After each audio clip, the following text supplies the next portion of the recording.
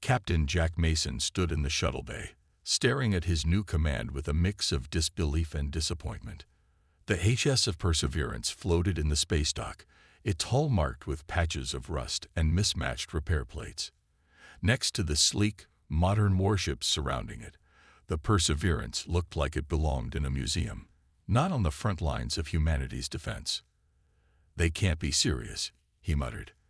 "I'm afraid they are, Captain," said a voice behind him. Admiral Blake approached, his uniform crisp and his face stern. "The Perseverance is yours." Mason turned to face his superior. "With all due respect, sir, this ship is ancient. What am I supposed to do with it?" "Your orders are simple. Take the Perseverance to the edge of the Arcturus sector and patrol. Make yourself visible to enemy scanners, then disappear." The Admiral's expression didn't change. "The Crawl are planning something big. We need all our best ships for the main defense, but we also need distractions." Mason understood immediately. "We're bait." Admiral Blake didn't confirm or deny it. He simply handed over a datapad with the official orders. "Your crew arrives in 2 hours. Good luck, Captain." With that, he turned and left. Mason looked back at the ship. The Perseverance was one of the first warships built after humans reached the stars. For 50 years, it had gathered dust in the reserve fleet. Now, with the Crawl Empire pushing at the borders of human space, even this relic had been called back to service. 2 hours later, Mason watched as his new crew filed into the ship's main briefing room. Their faces told him everything he needed to know. They were just as unhappy with this assignment as he was. Lieutenant Emma Davis, his new executive officer, approached first. Her service record showed excellent performance, but noted problems with authority.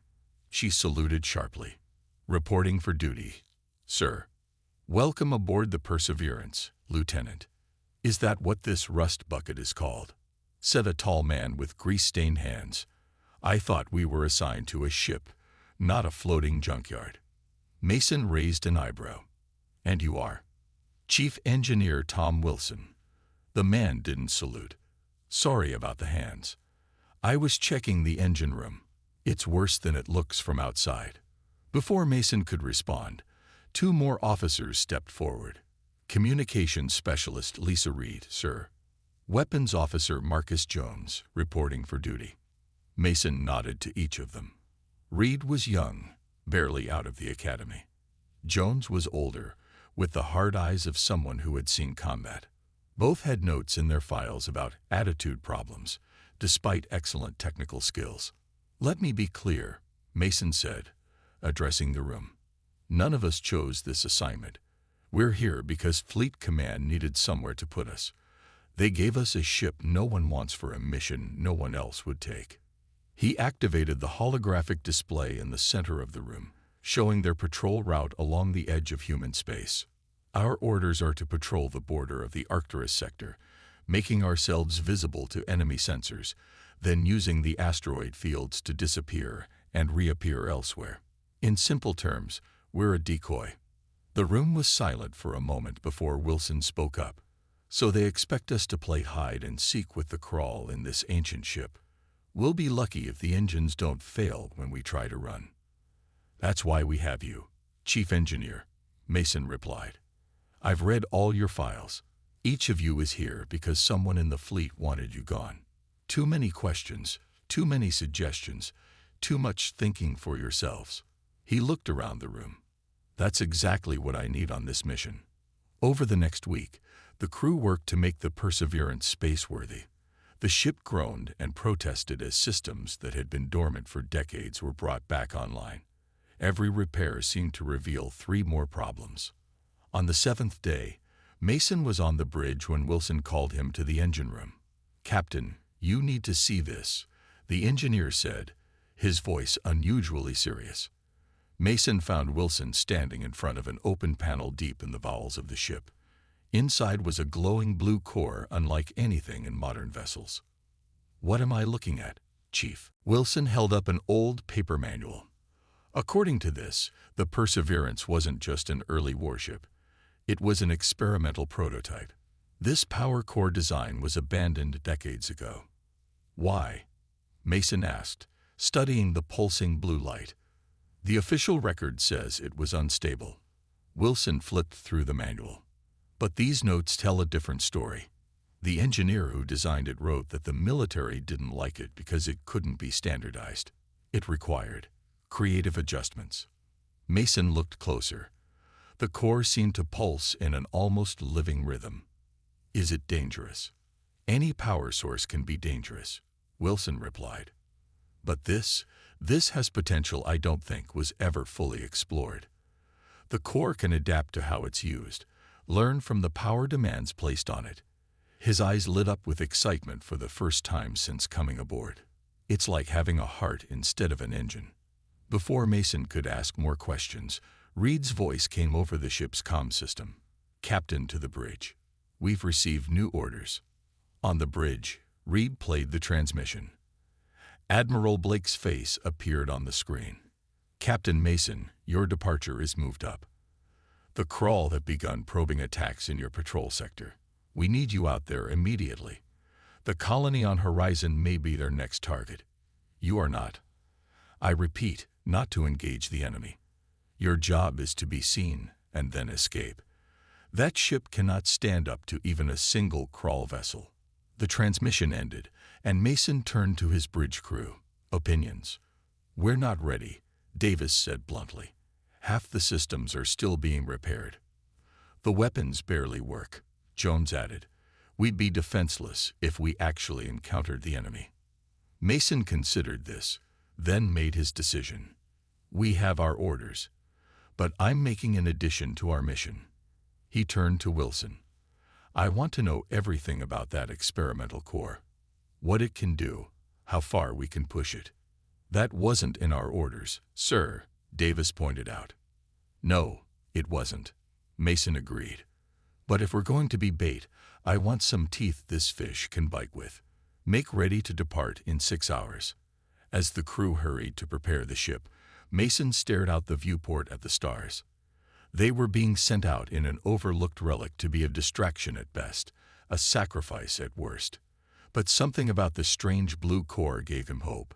Perhaps being overlooked would turn out to be their greatest advantage. The HS Perseverance limped through space, systems failing one after another. The ship shuddered as the old engines strained to maintain speed. Status report, Captain Mason ordered, gripping his chair as another tremor ran through the bridge. Lieutenant Davis checked her console. Navigation is holding. Life support at 92%. Weapons, she frowned. Weapons are still offline. Sir. Mason nodded. They'd been traveling for 3 days toward the edge of human space. Each day brought new problems as the ancient ship protested its return to active duty. Captain. Communications Specialist Reed called out. I'm picking up a distress signal from Horizon Colony. Mason moved to her station. Put it through. The message was broken and filled with static, but the fear in the voice was clear. Crawl ships attacking. Need immediate assistance. Civilians. How far are we from Horizon? Mason asked. 4 hours at our current speed, Davis replied. Mason considered their options. Their orders were clear. Stay visible but avoid engagement. The Perseverance wasn't meant to fight. It was meant to distract. Sir, Davis lowered her voice. That colony has over 2,000 civilians. If the Crawl are attacking. Mason made his decision. Set course for Horizon, maximum speed.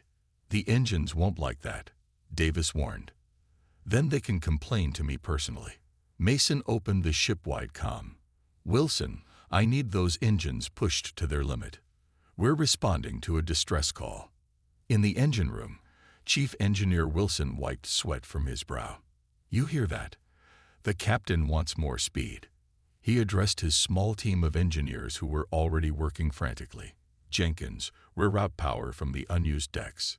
Phillips, bypass the safety regulators on the cooling system. As they worked, Wilson kept glancing at the experimental core. Since discovering it, he'd spent every spare moment studying the old manual. What he found fascinated him. The core wasn't just a power source. It was designed to adapt, to learn from how it was used. "Sir," Jenkins called, "if we push the engines any harder, we risk a complete burnout." Wilson looked at the core again, then made a decision. "Help me with this panel. We're going to try something new." 3 hours later, the Perseverance dropped out of faster-than-light travel near Horizon Colony. The scene before them was grim. 2 crawl warships orbited the small mining colony, firing methodically at its defenses. On the bridge, Mason assessed the situation. "Reed, try to contact the colony." "Davis, what's our weapons status?" "Still offline, sir," Davis replied. "And our shields are at minimum capacity." Mason frowned. They had arrived too late to be a distraction, and too early to be properly prepared. Before he could issue new orders, the ship's comm buzzed. "Captain," Wilson's excited voice came through. "I've made some adjustments to the core. I think I can give you weapons, but they won't be what you expect." "Explain," Mason demanded. "The core was designed to adapt to the ship's needs. I've channeled some of its energy directly to the weapons systems, bypassing the standard power grid." "Will it work?" There was a pause. "In theory," Wilson admitted, "but the weapons will draw power directly from the core. They'll be different." "Different how?" "I won't know until we fire them." Mason looked at the crawl ships firing on the defenseless colony. "Give me weapons, Chief. We'll figure out the different part as we go." At that moment, Reed called out, "Captain, I've reached the colony. They have civilians in emergency bunkers, but their defenses are failing. And, sir, the crawl ships have spotted us. They're changing course." The larger of the 2 enemy vessels turned toward the Perseverance, its weapons charging. "Wilson, I need those weapons now," Mason ordered. "Online, sir," Jones reported from the weapons station, looking surprised. "But the targeting system is showing unusual readings." "Target the lead crawl ship," Mason commanded. Jones entered the commands. "Targeting locked. Firing." The Perseverance shuddered as energy surged through its ancient weapons. Instead of the standard energy blasts, a pulse of blue light shot from the ship's main cannon. When it hit the crawl vessel, it didn't explode or punch through the hull as expected. Instead, the blue energy spread across the enemy ship like a web, clinging to its surface. For a moment, nothing happened. Then, the crawl ship's lights flickered and went dark. It drifted, powerless. "What just happened?" Mason asked, staring at the screen. "The core," Wilson's voice came through, filled with awe. "It didn't just power the weapons. It changed them. That pulse was pure adaptive energy. It read the crawl ship's systems and shut them down." The second crawl vessel fired at the Perseverance. The old ship rocked under the impact. "Shields down to 40%, Davis reported. "We can't take many more hits like that." "Jones, target the second ship," Mason ordered. The blue pulse fired again, enveloping the second crawl vessel. Like the first, its systems failed, leaving it drifting in space. "Both enemy ships neutralized," Jones reported, disbelief in his voice. Mason leaned back in his chair, processing what had just happened. Their outdated, overlooked ship had just disabled 2 modern crawl warships with ease. "Wilson, get up to the bridge," he ordered. "I want to know exactly what you did to that core." While they waited for the engineer, Mason ordered Reed to contact the colony and Davis to scan for any additional crawl ships. The colony leaders were shocked and grateful when they learned the identity of their rescuers. Wilson arrived on the bridge looking exhausted but excited. "Captain, what we just witnessed was exactly why the military abandoned this technology. The core doesn't just provide power. It learns, adapts, and creates solutions based on the ship's needs." "Why would anyone abandon such a powerful technology?" Davis asked. Wilson grinned. "Because it can't be standardized. It adapts differently for each ship, each crew. The military couldn't mass-produce it or create standard operating procedures for it. They wanted predictable weapons, not adaptive ones." Mason looked thoughtful. "And that's why the core responded the way it did. It created a weapon based on our current situation. Exactly, Wilson confirmed. The core sensed we needed to disable the enemy without destroying them or risking the colony. So it created an energy pulse that targeted their power systems. Before they could discuss further, Reed interrupted. Captain, I'm detecting multiple ships entering the system. Long-range scans suggest it's a crawl battle group. At least 8 warships. The bridge fell silent. They had managed to disable 2 enemy ships, but 8 was another matter entirely. Mason looked at his crew, seeing the mix of fear and determination on their faces. Against all odds, they had discovered something remarkable in their overlooked ship. Now they would learn if it was enough to save them from the approaching threat. Wilson, Mason said, how much more can we get out of that core? The engineer's eyes lit up.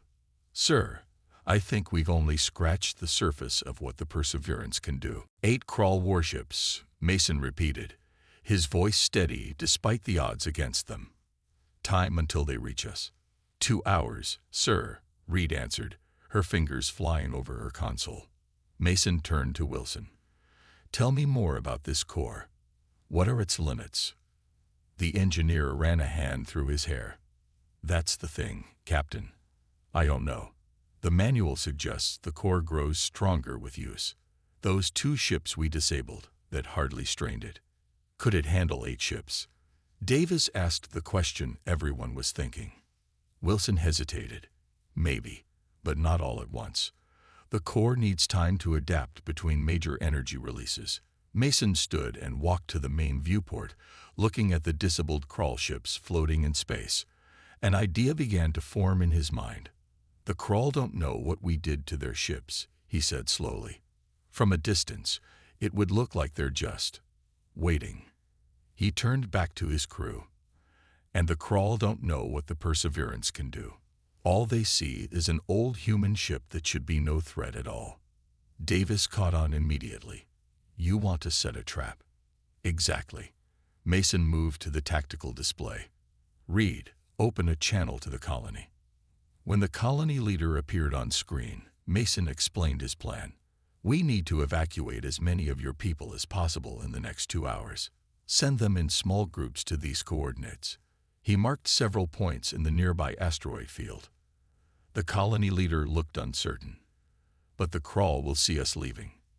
No, they won't, Mason assured him, because they'll be watching us. After ending the transmission, Mason addressed his crew. Davis, I need you to take a shuttle to coordinate the evacuation. Jones, work with Wilson to maximize our weapons range. Reed, prepare to broadcast a distress signal, but only when I give the word. As the crew moved to carry out his orders, Mason called Wilson aside. I need something else from that core. Can it affect how our ship appears on enemy scanners? Wilson thought for a moment. It should be able to. The core can manipulate energy signatures. Yes, with the right adjustments, we could appear damaged, even leaking radiation. Do it, Mason ordered. Make us look like easy prey. For the next hour, the Perseverance hovered near Horizon Colony, gradually drifting toward the asteroid field. From the outside, it looked like a crippled ship, its power fluctuating. Meanwhile, small shuttles slipped away from the colony, carrying civilians to hiding places among the asteroids. On the bridge, Mason watched the enemy fleet's approach on the long-range scanners. Status report, he called. Evacuation is 60% complete, Reed reported. Lieutenant Davis says they need another 45 minutes. Wilson, how's our disguise holding up? The engineer's voice came through the comm. Perfect, Captain. To their scanners, we look like we're barely holding together. I've even managed to fake a radiation leak from our engines. Jones, weapons status. Ready, sir. The core has recharged since our last firing. Mason nodded, satisfied. Now we wait. The crawl fleet dropped out of faster-than-light travel at the edge of the system. 8 sleek, black ships, each bristling with weapons. They moved in a perfect formation, heading straight for Horizon Colony. They've spotted us, Reed announced. They're scanning the Perseverance. "Everyone hold steady," Mason ordered. "Let them come to us." On the lead crawl ship, Commander Drez observed the human vessel on his view screen. It was an ancient model, clearly damaged, possibly from fighting the 2 scout ships he'd sent ahead. Those scouts should have reported back hours ago. "Scan that ship again," he ordered his crew. "Something doesn't feel right." Scans show minimal power, fluctuating life support, and a radiation leak from their main engine, his sensor officer reported. "They appear to be crippled, Commander." Drez tapped his claw-like fingers on his command chair. "And the colony?" "Minimal life signs. Many seem to have moved to underground shelters." This was too easy. Drez had fought humans before. They were stubborn, resourceful fighters. "Send 2 ships to secure the colony. The rest will deal with that vessel." Back on the Perseverance, Mason watched as the crawl fleet split. "They're suspicious," he noted. "Reed, now. Send the distress call." Reed broadcast on an open frequency. "This is HS of Perseverance. We have multiple system failures after engaging crawl forces. Request immediate assistance. Radiation leak in our engine core is critical. Cannot hold position much longer." The message was calculated to sound desperate and to explain their apparent condition. It was also sure to catch the attention of the approaching crawl. "2 ships heading for the colony," Jones reported. "The other 6 are coming for us." Mason's jaw tightened. "Wilson, can we disable 2 ships at once with the core?" "Yes, sir. I've modified the weapons to create a wider energy pulse." "Good. Jones, target the 2 ships heading for the colony. Fire when ready." The Perseverance's weapons powered up, drawing energy from the experimental core. The blue pulse shot out, splitting into 2 tendrils that wrapped around the crawl ships. Both vessels went dark, drifting off course. On Drez's ship, alarms blared. "2 of our vessels have lost power," his tactical officer shouted. Drez stood, anger flaring. "All ships, full attack on the human vessel. Now." The remaining 6 crawl warships accelerated toward the Perseverance, weapons charging. "They took the bait," Mason said grimly. "Wilson, full power to engines. Get us into the asteroid field." The Perseverance surged forward, its engines glowing brighter than they had in decades. The ship entered the dense asteroid field, weaving between massive rocks with surprising agility. "The crawl ships are following," Reed reported, "but they're having trouble in the asteroids. Their larger ships can't maneuver as well." Mason smiled. Another advantage of their overlooked vessel. Its smaller size made it perfect for the tight spaces between asteroids. "Status of the evacuation?" he asked. "Davis reports 90% complete," Reed answered. "Just 10 more minutes." "We might not have 10 minutes," Jones warned, as the ship shook from a near miss. "The crawl are firing blindly into the asteroids." Mason studied the tactical display. They needed to buy more time, but they also needed to be careful. The core could disable the crawl ships, but not all 6 at once. "Wilson, I need a way to hide us completely from their scanners," Mason called. "Can the core do that?" There was a pause before Wilson replied. "Yes, but it would mean diverting power from weapons and shields." "Do it," Mason ordered. "Jones, before we disappear, fire on the lead crawl ship." The blue pulse struck the lead vessel, disabling it instantly. As the other crawl ships fired at the Perseverance's last known position, the human ship vanished from their scanners. For several tense minutes, the Perseverance drifted silently among the asteroids, its core masking all energy signatures. The crawl ships searched in vain, firing randomly into the asteroid field. Finally, Reed received the message they'd been waiting for. "Evacuation complete, Captain. All civilians are safely hidden." Mason nodded, relief flooding through him. But they weren't safe yet. 5 crawl warships still hunted them, and sooner or later, they would have to fight. "Wilson," he called, "how much power can that core really give us if we push it to its limits?" There was excitement in the engineer's voice when he answered. "Captain, I believe this ship could take on the entire crawl fleet. if we're willing to risk everything. Commander Drez paced the bridge of his flagship, his anger growing with each passing minute. 3 of his ships floated powerless in space. The human vessel had vanished in the asteroid field, and now his sensors were picking up strange energy readings throughout the system. "Report," he barked at his sensor officer. "Still no sign of the human ship, Commander," the officer replied nervously. "But we're detecting small energy signatures moving through the asteroid field." "Escape pods, shuttles," Drez demanded. "Possibly. They're well shielded." Drez slammed his fist on a console. The humans were evacuating the colony right under his nose. This was supposed to be a simple mission: destroy the colony, eliminate any human presence in this sector. Instead, he was being outmaneuvered by a single outdated human vessel. "Continue searching for that ship," he ordered, "and send our 2 remaining scouts to hunt down those energy signatures in the asteroids." On the Perseverance, Mason and his crew monitored the Krall's movements from their hiding place deep in the asteroid field. The ship's experimental core hummed quietly, masking their presence from enemy scanners. "They're sending ships after the evacuation shuttles," Reed reported, concern evident in her voice. Mason nodded grimly. "Davis, status." Lieutenant Davis's voice came through the comm system from her position with the evacuees. "We've got everyone hidden in the old mining tunnels, Captain, but our shields won't hold against a direct assault." Mason turned to Wilson. "It's time. Tell me about pushing the core to its limits." The engineer took a deep breath. The core was designed to learn and adapt to the ship's needs. So far, we've only used it for single functions: weapons, shields, or masking our signature. But according to the manual, it can integrate with all ship systems simultaneously. "Creating what, exactly?" Mason asked. "A unified energy field," Wilson explained. "The core would essentially extend itself throughout the ship, enhancing every system beyond normal parameters." "What's the risk?" Wilson hesitated.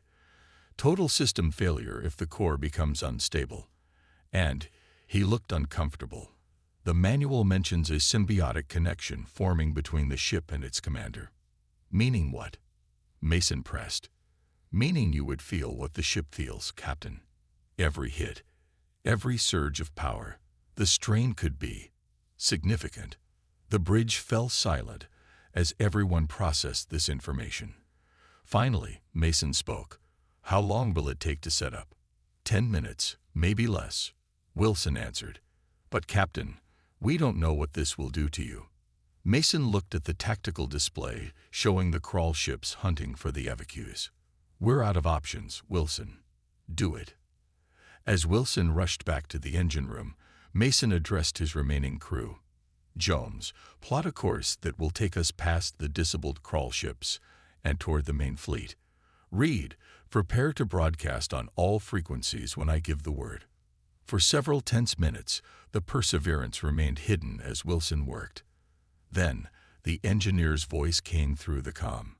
"Ready, Captain. When you give the word, I'll initialize the core integration." Mason took a deep breath. "Do it." At first, nothing seemed to happen. Then, a vibration ran through the ship, different from anything they had felt before. The lights on the bridge dimmed, then brightened to a clear, steady glow. On every console, displays sharpened and systems reported increased efficiency. Mason gripped his chair as a strange sensation washed over him. It was as if his awareness had expanded to include the entire ship. He could feel the power flowing through the core, sense the asteroid field around them, even detect the distant energy signatures of the Krall vessels. "Captain," Jones looked concerned. "Are you all right?" Mason nodded slowly, adjusting to the strange connection. "I can feel the ship," he said quietly. "It's amazing." He straightened in his chair, newfound confidence flowing through him. "Drop the masking field. Full power to engines. Take us straight at the Krall fleet." The Perseverance shot out from its hiding place, moving with speed and grace that belied its age. As they passed the disabled Krall ships, Mason could sense their power systems slowly recovering. "Jones, disable those ships again as we pass," he ordered. Blue energy pulsed from the Perseverance, wrapping around the three disabled vessels, ensuring they remained powerless. On Drez's flagship, alarms blared. "Commander, the human ship has reappeared." Drez spun to face the view screen. The old human vessel was approaching at high speed, its hull glowing with an eerie blue light. "All ships, concentrate fire," he commanded. The 5 remaining crawl warships turned, their weapons arrays charging. Green energy beams lanced out, converging on the Perseverance. Mason felt the impacts as if they were striking his own body, but the pain was distant, manageable. The ship's shields, enhanced by the core, absorbed the blasts with minimal damage. "Reed, broadcast now," Mason ordered. Reed opened all communication channels. "This is Captain Jack Mason of the HSS Perseverance to Crawl Fleet. You have violated human space and attacked a civilian colony. We offer you one chance to withdraw." Drez's harsh laugh filled the Perseverance's bridge as he responded. "One chance. Your single outdated vessel against 5 of our warships. Your arrogance is amusing, human." Mason smiled. "I wasn't finishing. We offer you one chance to withdraw, before we demonstrate what this outdated vessel can really do." He cut the communication and turned to Jones. "Target their lid ship. Full power to weapons." The Perseverance's weapons charge, drawing deeply from the core. Mason could feel the energy building, far more powerful than their previous attacks. When Jones fired, a massive pulse of blue energy shot forth, engulfing Drez's flagship completely. For a moment, the crawl vessel was outlined in blue light. Then, explosions rippled across its hull as systems overloaded and power conduits ruptured. The ship didn't just lose power, it began to break apart. On the remaining crawl ships, crews watched in horror as their commander's vessel disintegrated. Before they could react, the Perseverance was moving again, faster than should have been possible. Blue energy lashed out once more, catching 2 more crawl ships. They didn't explode like the flagship, but their systems failed catastrophically, leaving them drifting and defenseless. The final 2 crawl vessels turned to flee, accelerating away from the Perseverance. "Should we pursue, Captain?" Jones asked. Mason considered for a moment, then shook his head. "Let them go.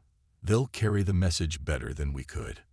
As the adrenaline of battle faded, Mason became aware of a growing pain throughout his body. The strain of the connection with the ship was taking its toll. He could feel the core's energy coursing through him, powerful, but increasingly difficult to control. "Wilson," he called, his voice strained. "We need to dial back the core integration."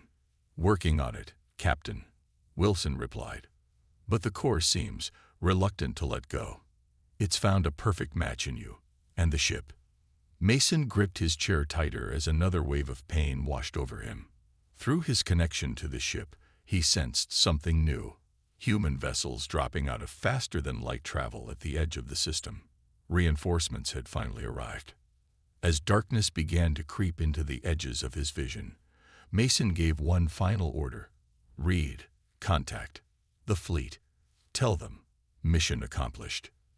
Then Captain Jack Mason slumped in his chair as the blue glow that had suffused the Perseverance slowly faded to a gentle pulse, the experimental core finally releasing its hold on both ship and captain. Captain Jack Mason opened his eyes slowly, blinking against the bright lights of the medical bay.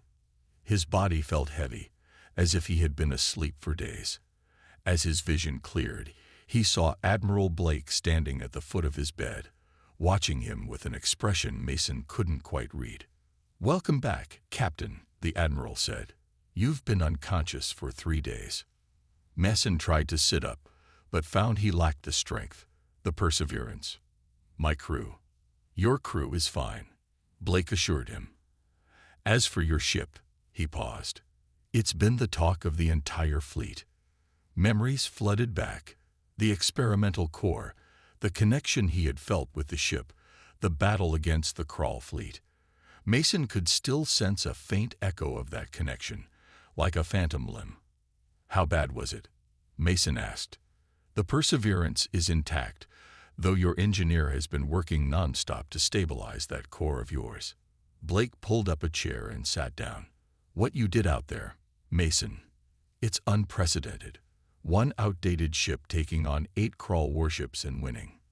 The door to the medical bay slid open, and Mason's crew filed in.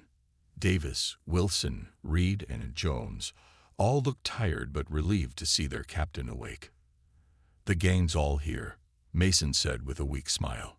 Wilson stepped forward. Sir, the core has stabilized, but it's changed. It seems to have imprinted on you somehow. The ship's systems won't respond fully to anyone else. Admiral Blake cleared his throat. Which brings us to the reason for my visit. He stood and paced the small room. Fleet Command is divided on what to do with the Perseverance. Some want to study the core, possibly remove it for research. Others want to decommission the ship entirely, concerned about technology we can't fully control. Mason felt a surge of protectiveness that surprised him. And what do you think, Admiral? Blake stopped pacing. I think we just witnessed something remarkable. A ship that was overlooked, a crew that was cast aside, and a captain who found a way to use both to achieve the impossible. He looked at each member of the crew. The crawl had been pushing at our borders for years. Now, for the first time, they're pulling back. The 2 ships that escaped your battle have spread the word.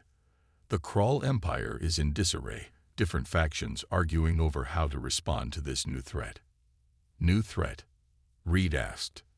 The legend of the ghost ship, Blake explained. A human vessel that can disable or destroy an entire fleet with weapons unlike anything seen before. The story has grown with each telling. Mason looked at his crew, pride filling him. So what happens now, Admiral?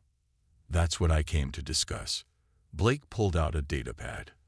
I'm offering you and your crew a choice. You can return to regular fleet duty, with promotions all around, of course.